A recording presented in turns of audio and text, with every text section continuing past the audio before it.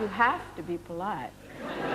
But you were wearing all these raunchy clothes long before Prince, long before Madonna. Do you think they followed on?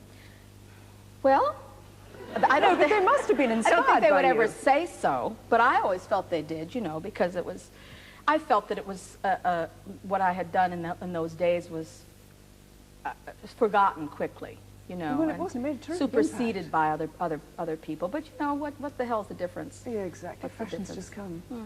You've been put on the worst dress list in America. Not enough, I'm afraid. Oh. Oh, I long to be on the worst dressed list. That always means that that you're hot, you know. When he calls you names, it means you're in the press, you know. Do people take it seriously? Oh, no one ever takes it seriously. So it's really quite an accolade. Oh yes, oh yes. It means that you're in the public eye enough that people pay attention to how awful or how wonderful you look. So it's but great. you know, you used to dress in all those lovely sort of trash junk shops. What's yes, the yes, yes. But this is becoming no more. Armani pour moi. Yeah, you know, I had fabulous wardrobe. Sometimes I wonder what happened to that girl.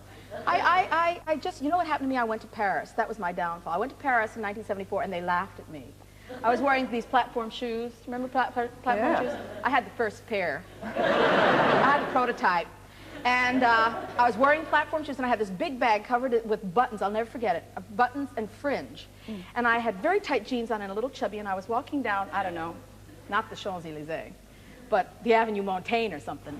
And I was walking, and a gang of school children gathered around me and started to point at me and my shoes and my bag, and I was so terrified. It was like suddenly last summer or something, you know.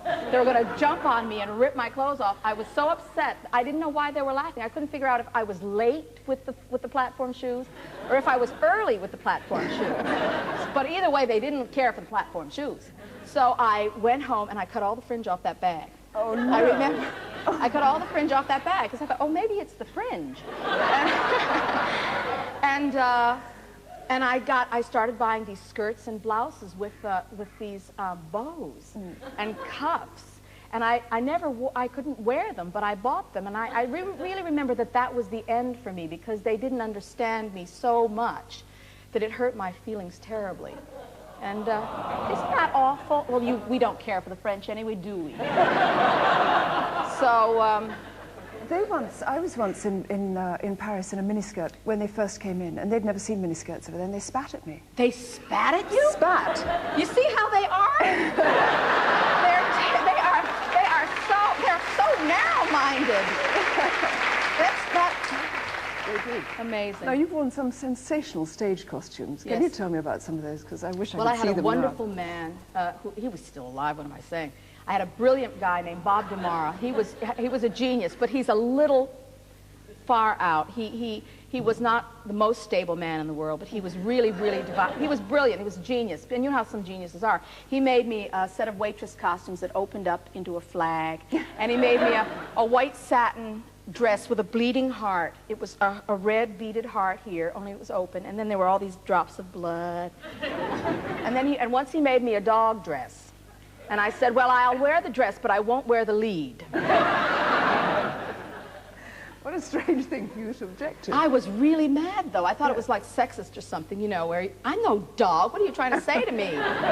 But I wore the dress because it was all I had. And, of course, he made my mermaid costume, which went down in history. Well, it was a tail, a fish tail, a sequined fish tail that started around here. Of course, there wasn't any way to walk in it. You had to hop. And a brassiere with, you know, 2 starfish here. It was great. He was a genius, and he made all my wheelchairs. He fluffed up my wheelchairs. He was brilliant. He remains brilliant. He also made the sets. He did beautiful, beautiful sets for me. Sets that would open up and become whole, you know, different things. If you turn them around or if you open them up, they would become, you know, different pieces of scenery. Is he still genius. working? Yes, he still works. He still works. He's had, he's one of the, I've crossed my paths. My path has crossed so many geniuses. Yeah. I've been very lucky. I swear, this is serious. Seriously, I've worked with people who are tremendously talented, and they've always kept up. They've never let me down. I've never worked with people who have let me down. Perhaps you inspire something. I really feel like I do, and I really feel like when I look back over what I've done, I really feel that I've put a lot of people I've given a lot of people a shot. I should have given more, but I was too jealous. But I'm amazed at the caliber of people that I've been lucky enough to work with, and I mean that sincerely. But you've been compared to the most extraordinary people. I mean, you've been compared to Shirley Temple. Tell me why you are. Tell me why you were compared to Shirley Temple. I think because I had these ringlets, you know, I had little ringlets, and I had happiness. And is that why you were compared to Betty Boop? Betty Boop's probably because I had great legs, flawless, skinny little beautiful ankles and little tiny feet that I hobbled in terrible shoes, like Betty Boop did. And Barbara Streisand? Well, because you're a great singer. No, I'm not as good a singer as she is. She is a brilliant. She really was the voice of a whole age. I would never put myself in that category. But we're both Jewish. And, Jewish. And, why do you say that like that? Well, you never know where you are, you know, from one day to the next. You never know where the... And what about Mick Jagger? Why were you compared to him?